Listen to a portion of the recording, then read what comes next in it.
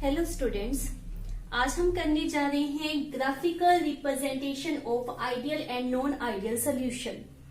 बहुत ही simple topic है। कई स्टूडेंट्स का देखते हैं ग्राफिकल का नाम सुनकर ही ऐसा लगता है पता नहीं क्या करना पड़ेगा, लेकिन यह क्वाइट सिंपल है if you are well known कि क्या उसमें फार्मूले अप्लाई किए गए हैं तो उसी से हमारा ग्राफ बन जाता है।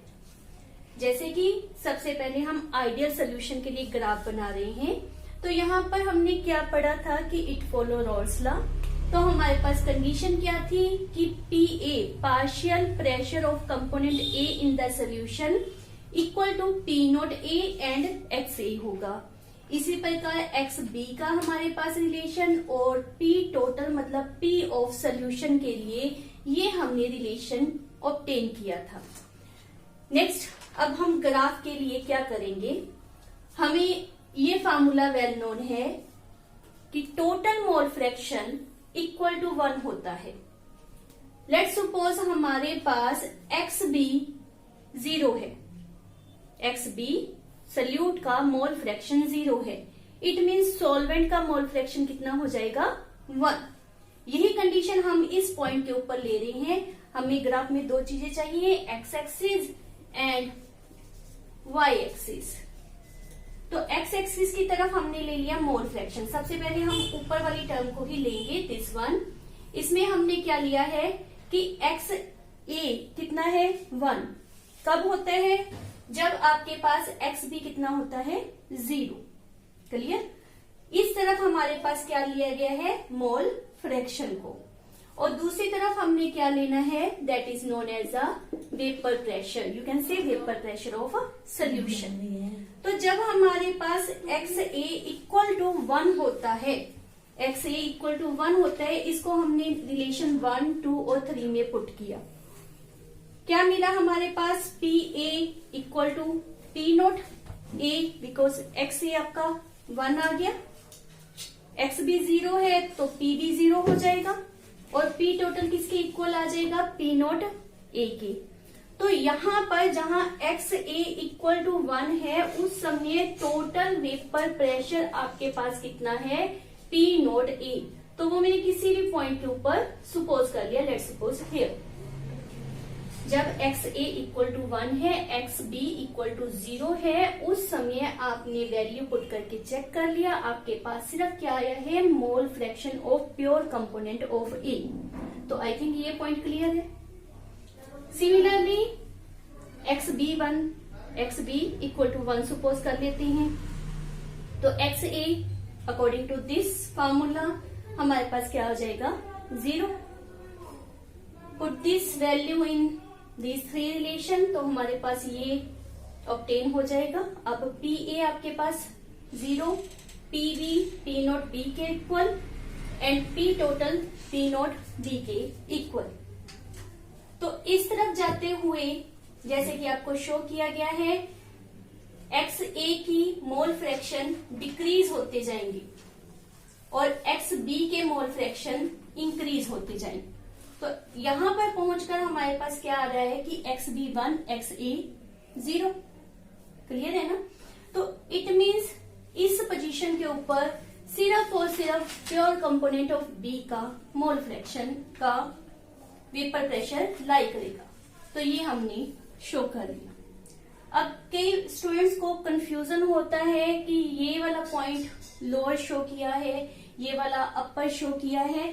आप इसका उल्ट भी ले सकते हो, इसके पॉइंट को अबव शो कर लो, इसको बिलो शो कर लो। हम यहाँ पर ये सपोज करके चल रहे हैं कि ये ज्यादा वोलेटाइल है, इसका वेपर प्रेशर ज्यादा है, ये कम वोलेटाइल है, इसका वेपर प्रेशर कम है। आपने ऑपोजिट लेना है, ऑपोजिट ले सकते हो, कोई प्रॉब्लम नहीं है उसमें। तो ये फर्स्ट ऑफ ऑल ये 2 पॉइंट आपको मिल गए। नेक्स्ट आ जाता है, अगर हमारे पास लाइक दिस हम जा रहे हैं, अगर हमारे पास मोल फ्रैक्शन की मात्रा अमाउंट जो है वो कम होती जाएगी तो ये जो पी नॉट ए है वो भी कम होता जाएगा। सो नेगेटिव स्लोप आपको मिलेगी, ये नेगेटिव स्लोप आपके पास मिल रही है। सिमिलरली यहीं से ले लो चाहिए, एक्स बी 0 है, अगर अब मोल फ्रैक्शन बढ़ते जाएंगे एक्स बी के तो उसका वेपर प्रेशर भी बढ़ेगा, इसलिए ये आपके पास पॉजिटिव स्लोप आ जाएगी। क्लियर? तो ये हमारे पास कंपोनेंट बी के वेपर प्रेशर के लिए स्लोप और ये हमारे पास ए के लिए स्ट्रेट लाइन। अब हमने करना है negative deviation and positive deviation के लिए किस तरह से ग्राफ बनेगा। अगर आपको आइडियल सोल्यूशन के लिए ग्राफ समझ आ गया तो इसके लिए बनाना इजी हो जाएगा, बिकॉज नेगेटिव डेविएशन में हमने क्या पढ़ा था कि जो भी चीज है, वेदर वो पी ए है, पी बी है, पी टोटल है, वो पहले से कम आएगा।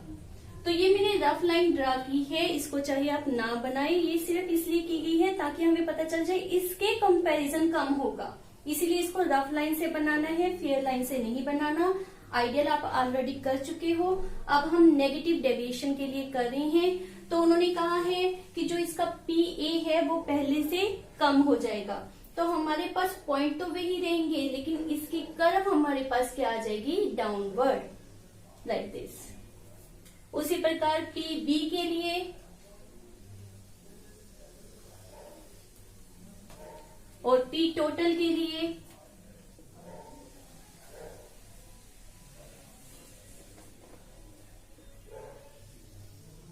डाउन। तो ये हमारे पास पहली कर्व है पी ए के लिए, ये दूसरी कर्व पी बी के लिए और ये तीसरी कर्व पी टोटल के लिए। तीनों ही हमने डाउनवर्ड शो की है। क्यों? क्योंकि जो वेपर प्रेशर है वो अब due to strong intermolecular forces of attraction downward हो जाएगा, कम हो जाएगा।